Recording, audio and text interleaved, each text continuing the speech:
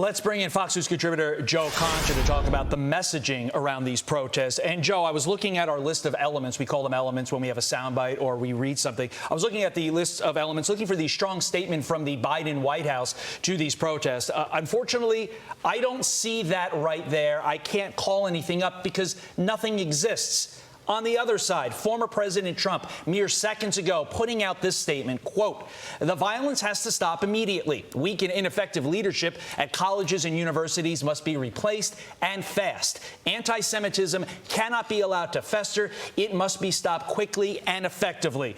Joe, that is such a simple statement to make. Why can Trump do that in the middle of the night and the Biden administration has not been able to do that, whether you look at it the last 2 weeks, the last 7 months, or the last 3.5 years?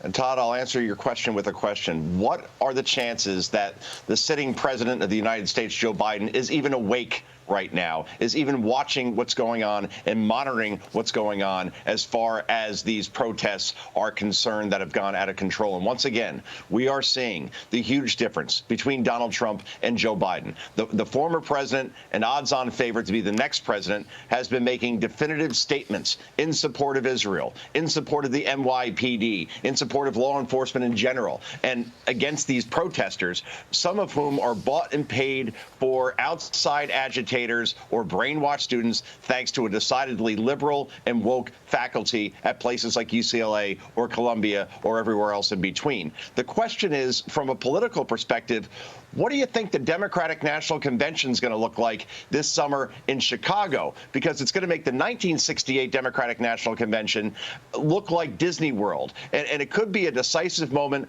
of this presidential campaign season, just as it was 56 years ago, where people will see chaos on their screens as far as what's going on outside of the convention and saying, you know what? Enough is enough. I just want law and order restored. So more and more, we talk about how this elections about the economy and about immigration and the border, but it's just as much about law and order and bringing normalcy back to this country. Yeah, Carly, and it really is all about politics when it comes to messaging out of the Biden administration. Clearly, President Biden is taking a both sides approach when he says that he condemns anti-Semitism in all forms, but he also condemns people who don't understand what's going on the Palestinian side of things. And you have to wonder if that is a mistake. He is messaging to the people in Dearborn, Michigan. Michigan is a swing state, and he doesn't want to offend those voters. But you know what they say, when you try and take all sides, no side ends up siding with you. Do you think that the president's decisions to take both sides of this will ultimately be something that he will live to regret? And Carly, there's two sides to a road, right? Either take the right side of the road or the left side of the road. If you try to go in the middle, you're going to get squished just like a grape. And that's what this president's trying to do. It's a two-state solution in the minds of Joe Biden and his handlers. And those two states are not about Israel and Palestine. It's about Michigan and Nevada, and being so fearful that you're going to lose those voters in places like Dearborn, Michigan, that you're trying now to say, OK, I understand this, I understand that. It looks weak at this point. And Jonathan Hunt, by the way, spoke about clearing people out.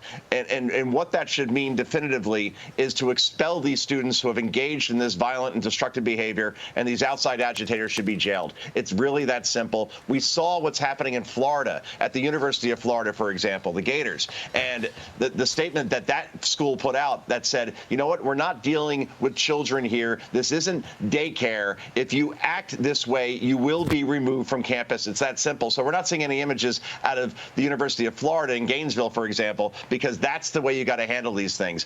Now, at this point at UCLA, what do you do to reverse this? Because you allowed this to fester, to your point, Todd, before, and boil for so long that this is the powder keg that we're seeing as a result. And it's not going to get any better anytime soon, guys. Understood. Joe Concha, thank you so very much for your insight on this from the media perspective. It's sad that we have to have this discussion. It should be unequivocal. Joe Biden should come out and make this statement, but yet here we are. Appreciate it. I'm Steve Ducey. I'm Brian Kilmeade. And I'm Ainsley Earhart. And click here to subscribe to the Fox News YouTube page to catch our hottest interviews and most compelling analysis.